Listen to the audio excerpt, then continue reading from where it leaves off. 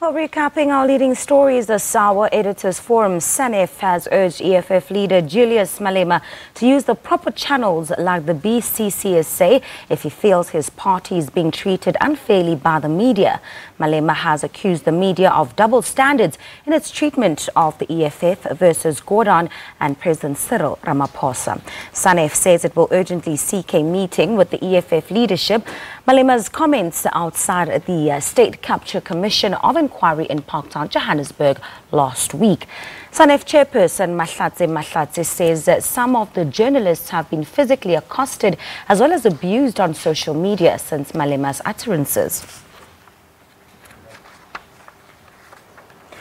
President Cyril Ramaphosa will attend today's National Day of Prayer for all South Africans at the FNB Stadium in Johannesburg. The prayer day will be hosted by the Motsepe Foundation. It will include 33 religious and faith-based organizations. Ramaphosa will join thousands of South Africans in praying for a brighter future for the country. And this year's annual 16 Days of Activism Against Gender-Based Violence campaign will kick off today and run until the 10th of December. Minister for Women in the Presidency, Bathabile Dlamini, civil groups and gender-based activists jointly briefed the media in Pretoria on this year's program. Dlamini appealed to NGOs and women organizations to voluntarily use the 16 Days of Activism to assist in compiling an inclusive database for all victims and survivors of gender-based violence.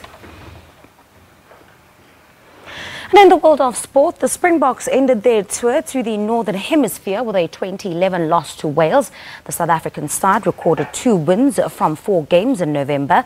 Wales, meanwhile, completed their first clean sweep of their test program for an important pre-World Cup triumph. It was their 9th successive test win. Boks coach Rassie Erasmus congratulated the Welsh, saying the better team won and thoroughly deserved the victory.